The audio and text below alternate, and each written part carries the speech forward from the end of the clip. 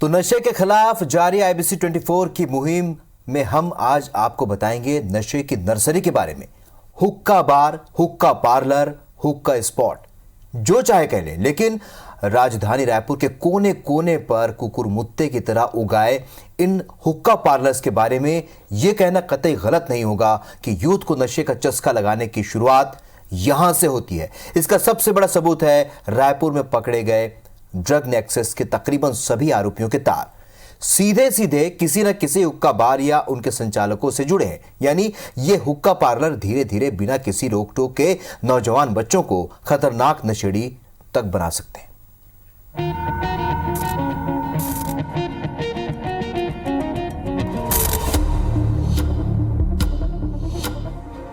एक वक्त था जब हुक्का गुड़गुड़ाना केवल बड़े बुजुर्गों का शौक कहलाया करता था।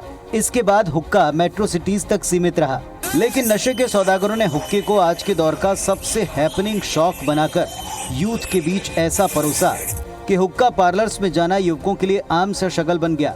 मेट्रो कल्चर का एहसास कराता ये हुक्का आपके बच्चे को कब और कैसे नशा परोसकर उन्हें ड्रगिस्ट तक बना देता है, ये उन्हें भी पता नहीं चलता। टोटल लॉकडाउन के बीच होटल क्वींस क्लब में चल रही अवैध शराब पार्टी में शराब की बोतलों के साथ साथ हुक्का भी बरामद हुआ।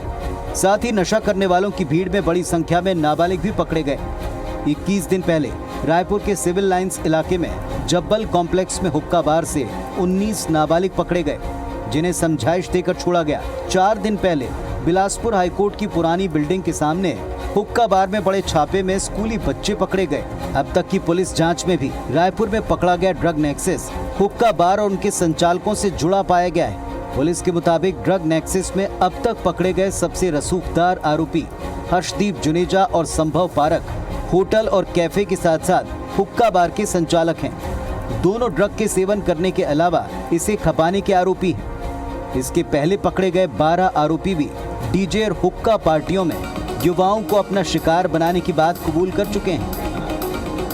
ज्यादातर हुक्का बार पर जब भी छापा पड़ा, वहां नियम विरुद्ध हाथ और कपड़े से चेहरे छिपाते नाबालिग लड़के लड़कियां अक्सर पकड़े गए हैं। और ये ट्रेंड न केवल राजधानी में बल्कि प्रदेश में तेजी से उभरते जगह जगह कुकरमुत्ते की तरह उगाए हुक्का पार्लर्स के संचालित होने के तौर पर सामने आया है। अकेले रायपुर में वीआईपी रोड समेत शहर की कई गलियों में जगह जगह अट्रैक्टिव नामों के साथ हुक्का बार और पार्लर्स खुले हुए हैं।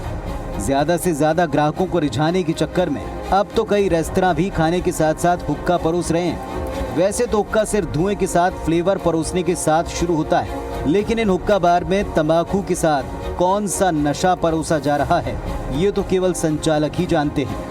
कूल डूड बनने के चक्कर में फ्लेवर्ड धुआं परोसने की आड़ में नशे की नर्सरी बनते जा रहे इन हुक्का पार्लर्स पर नकेल कसने की जिम्मेदारी पुलिस के साथ साथ जिला प्रशासन के खाद्य एवं औषधि प्रशासन विभाग की है, जो इन्हें कोटपा एक्ट के तहत कार्रवाई कर कंट्रोल करने का दावा करते हैं। लेकिन जब जब कार्रवाई की बात छिड़ी है, वो कभी भी सतत और असरकारक साबित नहीं हुई है। संदीप शुक्ला, आईबीसी 24, रायपुर।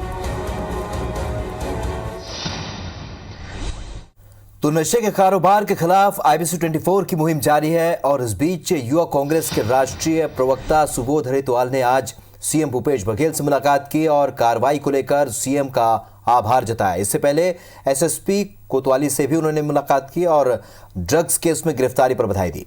साथ ही बाकी आरोपियों की जल्द गिरफ्तारी की मांग की।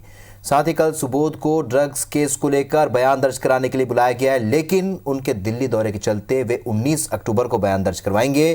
पुलिस को सौंपी गई लिस्ट के नामों की गहन जांच कर आने वाले दिनों में कई बड़े नामों की गिरफ्तारी हो सकती है। तो मैंने आईपीएस अंकिता शर्मा जी से संपर्क कर बता दिया कि मैं आज शहर से बाहर जा रहा हूं, तो 19 तारीख की शाम को आकर के मैं उस पर बयान दूंगा।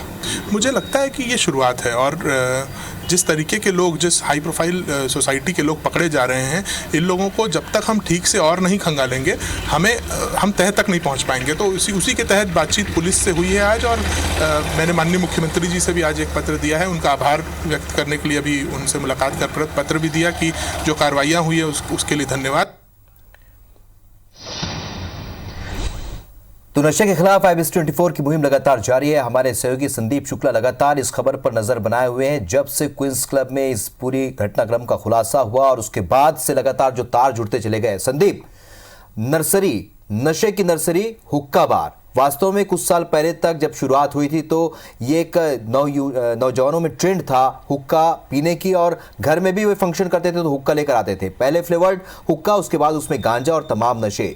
तो शुरुआत यहीं से मानी जाए। क्या वास्तव में जो हुक्का बार है वही वो नशे की नर्सरी है?